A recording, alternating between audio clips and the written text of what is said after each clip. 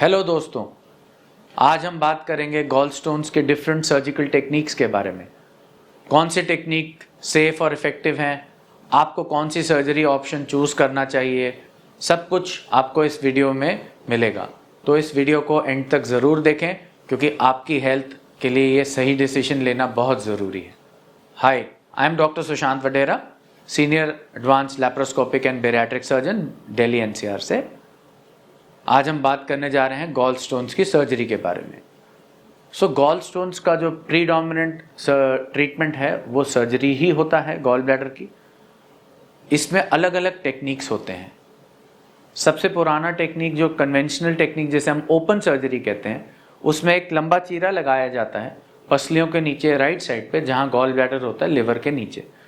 इस टेक्निक में पिछले 250-300 साल से ये टेक्निक करी जाती थी कि जब से समझ आए कि गॉल स्टोन्स का इलाज यही है कि गॉल ब्लैडर को रिमूव करना है, क्योंकि गॉल ब्लैडर ही खराब हो चुका है।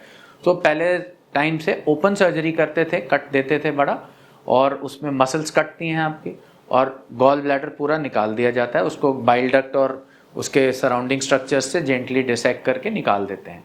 ये टेक्निक अब अभी भी यूज़ करते हैं कुछ सर्जन्स जो ट्रेंड नहीं होते हैं दूरबीन से ऑपरेशंस करने में, या उनको कॉन्फिडेंस नहीं है, या कोई ऐसी और कॉम्प्लिकेशंस लगती हैं गॉल ब्लैडर में पहले ही कि हो सकता है इसमें कैंसर ना बन गया हो, तो इसमें ओपन सर्जरी डायरेक्टली प्रेफर कर सकते हैं।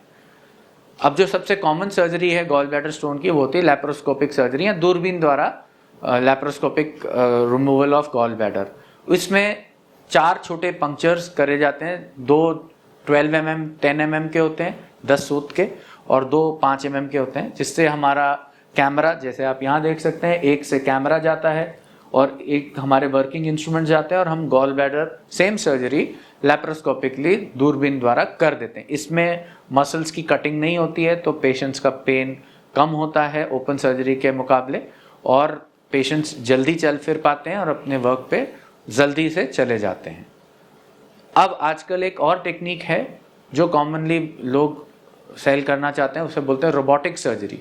रोबोटिक गॉल ब्लैडर सर्जरी क्या होती है? Robotic gall bladder surgery same as laparoscopic surgery, same 4 holes बनते हैं उसमें, बस सर्जन के हाथ के इंस्ट्रूमेंट्स की जगह रोबोटिक इंस्ट्रूमेंट्स जाते हैं, जिसमें उसको सेल करने के लिए कभी कभी बोलते हैं कि ज़्यादा प्रिसाइज है, ये है, बट यूजुअली गॉल स्टोन्स की सर्जरीज में कोई खास डिफरेंस नहीं देखा जाता इन टर्म्स ऑफ पेन या कॉस्मेसिस या सेफ्टी ऑफ सर्जरी में।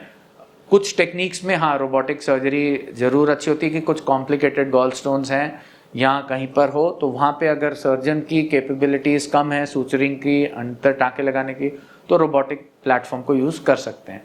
सर्जरी रोबोट नहीं करता, सर्जरी सर्जन ही करता है, वो रोबोट की मदद लेता है। तो ये होता है रोबोटिक लैप्रोस्कोपिक सर्जरी।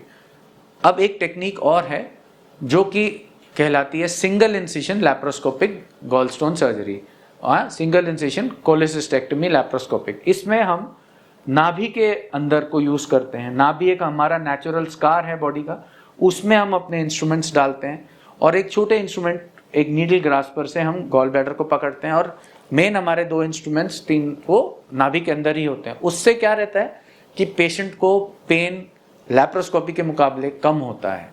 क्यों? क्योंकि जो नाभि का हिस्सा होता है वो हमारे पूरे पेट में सबसे कम पेन करता है। आप इसको टेस्ट कर सकते हैं चूटी मार के, आप अपने पेट पे चूटियां मारें अलग अलग जोन्स में, आप देखेंगे नाभि के अराउंड जब आप चूटी मारेंगे तो आपको सबसे कम पेन होगा।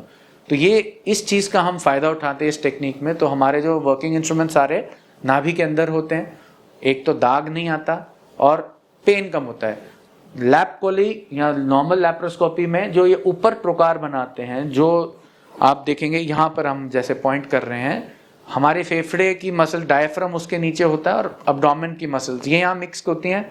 ये वाला ट्रोकार, अगर ये बड़ा ट्रोकार है, उससे पत्थर निकाला है, तो वो बहुत पेन करता है पेशेंट्स को और काफ़ी टाइम तक पेन करता है और डिस्कम्फर्ट रहता है, क्योंकि सांस लेने में दिक्कत होती है।